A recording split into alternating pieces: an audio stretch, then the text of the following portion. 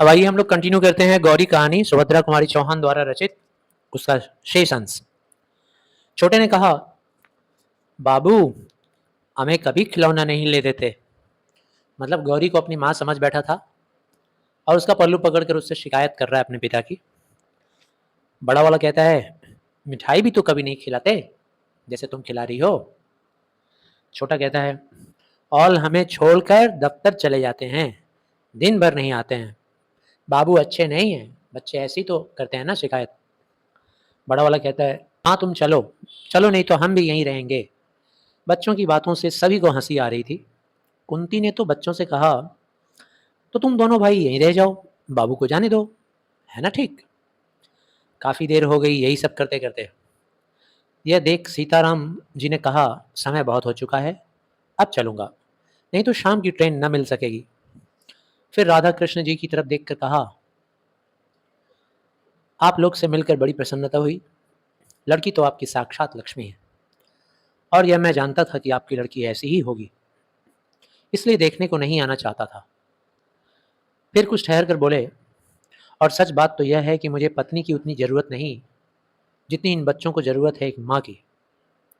मेरा क्या ठिकाना, आज बाहर हूँ तो कल हो सकता है जेल में चला जाऊँ, क्योंकि वो आज़ादी की लड़ाई में संघर्ष में लड़ रहे थे गांधी जी के साथ। मेरे बाद इनकी देख रेख करने वाला कोई नहीं रहता। यही सोच समझकर विवाह करने को तैयार हो सका हूँ, नहीं तो इस उम्र में विवाह, कहकर खुद ही हंस पड़े। राधा कृष्ण जी ने मन ही मन सोचा, मन ही मन, ऊपर से नहीं बोले, तो मेरी लड़की इनके बच्चों की धाय बनकर जाएगी। ये राधा कृष्ण का सोच है, अपने बच्ची को इतना दुलार करते थे।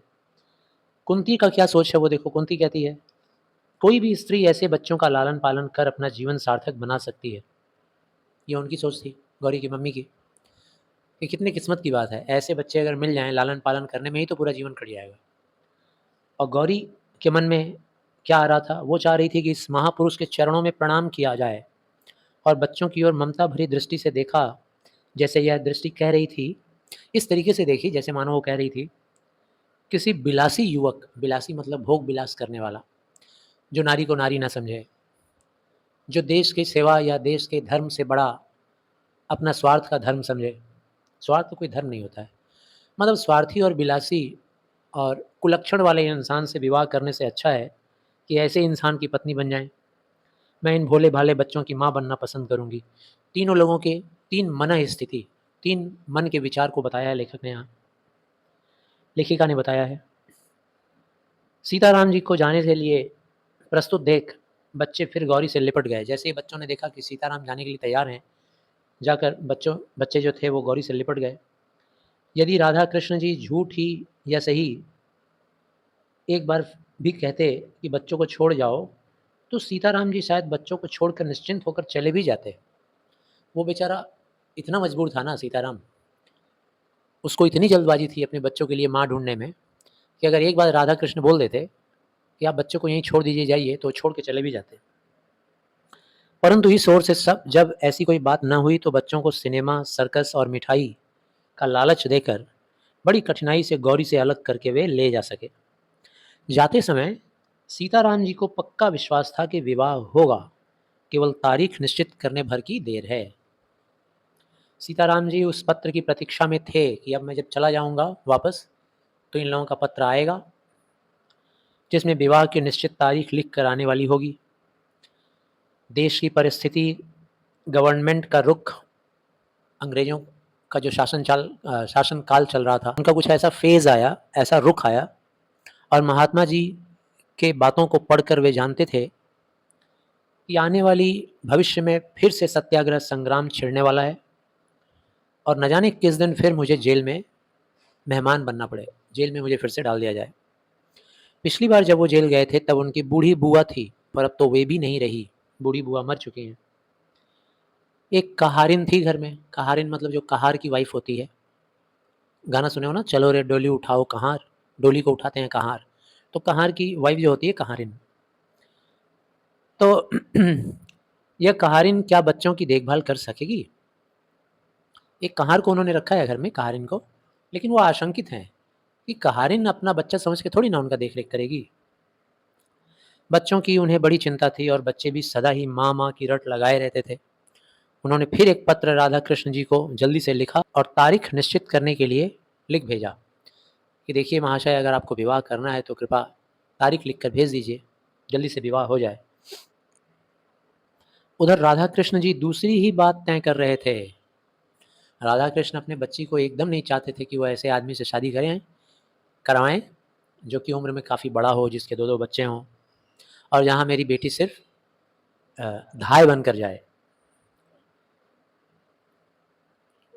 उन्होंने सीताराम जी के पत्र में के उत्तर में लिख भेजा कि गौरी की माँ पुराने ख्याल की है, वे बिना जन्म पत्री मिलवाए विवाह नहीं करना चाहती, अतः आप अपनी जन्म पत्री भेज दीजिए, कुंडली भेज दीजिए, हम लोग मैच करवाएंगे। ये पत्र जब पढ़ा सीताराम जी ने तो तुरंत समझ गए कि ये लोग विवाह करना नहीं चाहते हैं, उसका बहाना कर रहे हैं। किंतु फिर भी उन्होंने जन्म पत्री भेज दिया। जानते थे कि ये लोग करना नहीं चाह रहे हैं, फिर भी कुंडली अपना भेज दिया। जन्म पत्री भेजने के कुछ ही दिन बाद उत्तर भी आ गया कि जन्म पत्री आप लोगों की मैच नहीं हो रही है, लड़की के साथ आपका गुण मैच नहीं हो रहा है, इसलिए विवाह नहीं हो पाएगा, माफ़ कीजिएगा। राधा कृष्ण जी को गौरी के लिए दूसरा वर मिल गया था, जो उनकी समझ में गौरी के लिए बहुत योग्य था। धनवान बहुत ज़्यादा तो नहीं था, पर अभी अभी नायब तहसीलदार के पद पर नियुक्त हुआ था। तहसीलदार, तहसील का मुखिया। आगे और भी प्रोग्रेस और प्रमोशन का उम्मीद था। बीए पास भी था, देखने में अधिक सुंदर तो नहीं था, लेकिन बदसूरत भी नहीं था। पुरुषों को भी कहीं सुंदरता देखी जाती है?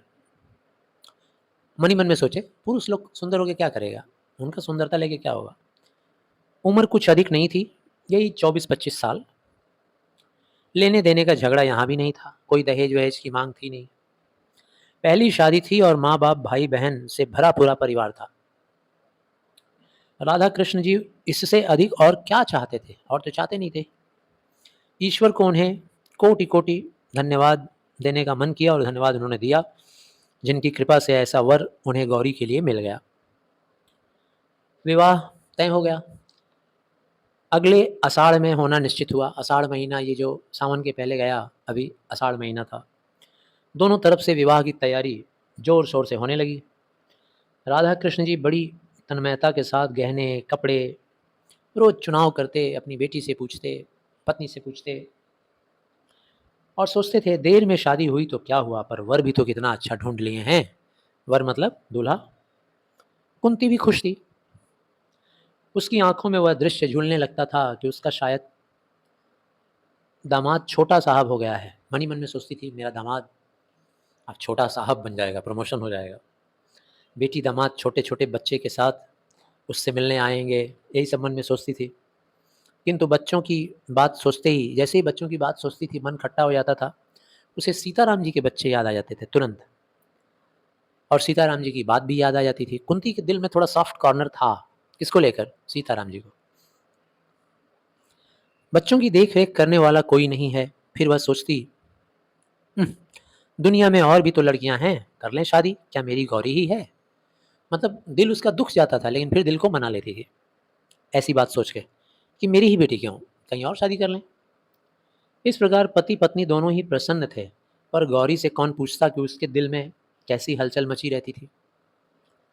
रह रहकर उसे उन बच्चों का भोला भाला मुंह और मीठी मीठी बातें याद आ जाती थी, और साथ में याद आ जाती थी उस बहुत ही नम्र मिजाज के इंसान का चेहरा, सीताराम जी का प्रतिमा, उनका फेस, उनकी सादगी याद आ जाती थी। विनय भरा स्वर, प्रार्थना भरा स्वर। उनकी याद आते ही श्रद्धा से गौरी का माथा अपने आप ही झुक जाता था। देशभक्त त्यागी वीरों के लिए उसके हृदय में बड़ा सम्मान था। सीताराम जी ने भी तो वीर बनकर देश के लिए अपने जीवन का उत्सर्ग कर दिया है। यही मेन कारण है गौरी के विवाह करने की सीताराम जी से।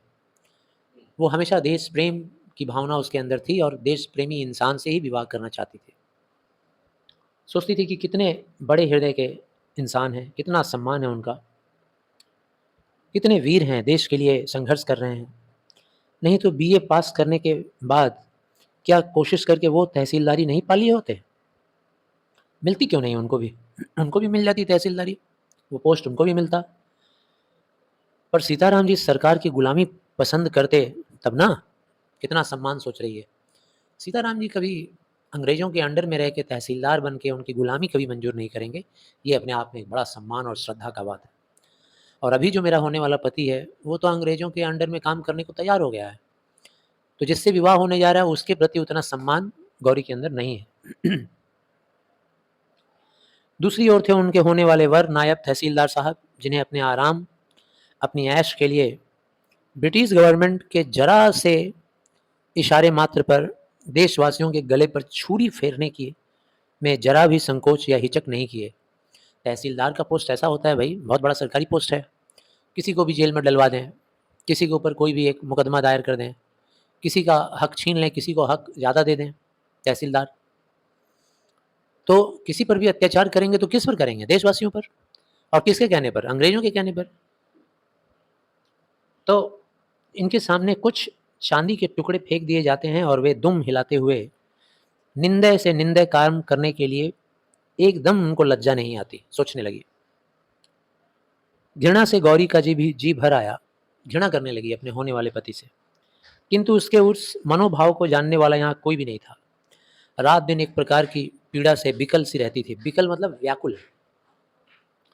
बहुत चाहती थी कि अपनी माँ से कह दे कि वह नायब तहसीलदार से शादी नहीं करना चाहती है, किंतु उसको लज्जा आती थी, कह नहीं पाती थी। ज्यों-ज्यों विवाह की तारीख नज़दीक आती, गौरी की चिंता बढ़ती ही जाती थी। विवाह की निश्चित तारीख से 15 दिन पहले एक दिन एकाएक तार आया मतलब टेलीग्राम आया। नायब तहसीलदार साहब के पिता का देहांत हो गया। अब इस मृत्यु के कारण विवाह साल भर टल गया। गौरी की माता-पिता बड़े दुखी हुए। ओह! शादी होने वाली थी और टल गया।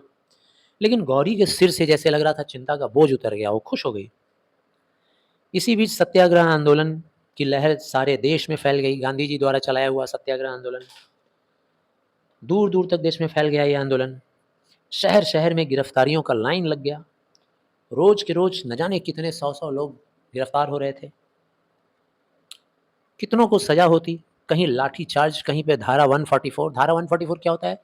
पुलिस जब धारा 144 लगा देती है तो वहाँ पर एक साथ 4-5 आदमी खड़े नहीं हो सकते। ठीक है ना? सरकारी नियम हो जाता है कि 144 हो गया, वहाँ पर कोई भीड़ भड़ाका नहीं कर सकते। 4-5 तो छोड़ो, 3-4 भी एक साथ नहीं खड़े हो सकते। सरकार की दमन की चक्की बड़े भयंकर रूप से चल रही थी। सरकार पूरा दमन करने लगा, लूट-पाट, अत्याचार। गौरी को चिंता होने लगी उन बच्चों की। जब से सत्याग्रह संग्राम छिड़ा था, गौरी के मन में एक ही चिंता थी, न जाने सीताराम जी गिरफ्तार हो जाएँ अगर, तब तो फिर बच्चे बेचारे अनाथ हो जाएँगे, कौन देखेगा उनको? रोज़ अखबार ध्यान से पढ़ती थी। एक दिन अखबार में पढ़ी कि राजद्रोह के अपराध में सीताराम जी गिरफ्तार हो गए हैं और 1 साल का सपरिश्रम कारावास मिला है। मतलब जेल के अंदर उनको चक्की भी पीसना है। इस समाचार को पढ़कर गौरी एकदम स्तब्ध हो गई, कुछ बोल नहीं पा रही थी। फिर कुछ सोचते हुए टहलने लगी। कुछ ही देर बाद उसने अपना ड्यूटी को निश्चय कर लिया कि हम क्या करेंगे। माँ के पास गई। माँ उस वक्त कोई पुस्तक देख रही थी। उसने अपने सारे साहस को इकट्ठा करके संकल्प करके माँ से कहा, माँ मैं कानपुर जाऊंगी। माँ ने पूछा हैरानी से, कानपुर में क्या है? गौरी ने कहा, वहां बच्चे हैं माँ, सीताराम जी के बच्चे। माँ ने उसी स्वर में कहा, बच्चे? कैसी बात कर रही हो गौरी, पागलों किसी? गौरी ने कहा, नहीं माँ, मैं पागल नहीं हूँ। बच्चों को तुम भी जानती हो, उनके पिता को राजद्रोह के मामले में साल भर की सजा हो गई है। बच्चे बेचारे छोटे हैं, मैं नहीं जाऊंगी तो उनका क्या होगा, इसलिए माँ मैं जाऊंगी, मुझे जाना ही पड़ेगा। गौरी के स्वभाव से कुंती भली भांति परिचित थी। कुंती अच्छी तरह जानती थी अपने बेटी के स्वभाव को। वह जानती थी कि गौरी जिस बात का हठ पकड़ लेती है, जिद पकड़ लेती है, वो करके ही छोड़ती है। इसीलिए कुंती का साहस नहीं हुआ कि वो गौरी का विरोध कर सके। बोली, पर तेरे बाबूजी तो बाहर गए हैं बेटी, उन्हें आ तो जाने दे। गौरी ने निश्चय कर लिया था। उसने कहा, नहीं, मैं बाबूजी के आने का इंतजार नहीं कर सकूंगी माँ, मुझे जाने दो। रास्ते में मुझे कोई कष्ट नहीं होगा, जाने दो। अब मैं काफ़ी बड़ी हो गई हूँ, अपना ख्याल रख सकती हूँ। उसी दिन शाम को एक नौकर के साथ गौरी कानपुर चली गई। अपने घर के एक नौकर को लिया और उसी की मदद से कानपुर चली गई। साल भर के बाद 1 साल गुजर गया। सीताराम जी का सजा खत्म हुआ, घर लौटे। इस साल भर के भीतर उन्होंने एक बार भी बच्चों को नहीं देखा था। उन्हें कायदे के अनुसार लगातार हर महीने उनका कुशल समाचार मिल जाता था, खबर मिल जाता था कि बच्चे कुशल हैं, सकुशल हैं। पर उन्हें बच्चों की चिंता बनी ही रहती थी। खबर तो मिल जाता था बच्चे सकुशल हैं, सरकार दे देती थी, उनके घर से खबर लाकर दे देती थी, लेकिन फिर भी चिंता तो करते ही रहते थे। जिस कहारिन के भरोसे वे बच्चों को छोड़ गए थे, उसके भी 3-4 बच्चे थे कहारिन के। वह बच्चों को कैसे रखेगी? तो सीताराम जी जानते थे कि जिसके खुद ही 3-4 बच्चे हैं, वो मेरे बच्चों को कहाँ से संभाल पाएगी। पर विवश थे, क्या करते। सवेरे 6 बजे ही जेल से मुक्त कर दिए गए। टांगे पर बैठकर घर की ओर चल दिए। जेब में कुछ पैसे थे। एक जगह गरम गरम जलेबी बन रही थी, बच्चों के लिए थोड़ी सी खरीद लिए। घर जब पहुंचे तो दरवाजे पर जाकर खड़े हुए। दरवाजा खुला हुआ था। घर के अंदर पैर रखने में हृदय धड़क रहा था उनका। न जाने बच्चे किस हालत में हों, कहीं बीमार ना हो। वे चोरों की तरह चुपके चुपके घर में घुसे, परंतु ये क्या, आंगन में पहुंचते ही वे ठगे से खड़े रह गए, एकदम हक्का बक्का होकर रह गए। जरा आगे बढ़े तो उन्होंने देखा गौरी को और उन्होंने कहा, आप? गौरी झुक कर गई और उनका पैर छू ली और पैरों का धूली लेकर अपने सिर में लगा ली। यानी वो अपने आप को सीताराम जी की पत्नी मान चुकी थी और उसने तय कर लिया था शुरू से ही कि मेरा विवाह ऐसे ही देशभक्त इंसान से होगा, जो देश की भलाई के लिए, देश की आज़ादी के लिए अपना सब कुछ बलिदान कर दे रहा है, अपने बच्चों को भी छोड़कर चला जा रहा है, विवाह भी करना चाह रहा है तो बच्चों की रखवाली के लिए। कोई महिला साथ में रहे, दोबारा विवाह कर ले, ऐसा कोई लोभ नहीं है, ऐसा कोई उनके अंदर लालच नहीं है। तो यहाँ पर ये कहानी ख़त्म हुई। इसका एक छोटा वीडियो मैं पोस्ट करूँगा जो आपको क्वेश्चन आंसर सॉल्व करने में हेल्पफुल रहेगा। ये तो कहानी हो गया, जिसको आप पढ़ के पूरा कहानी समझ पाएंगे। Thank you.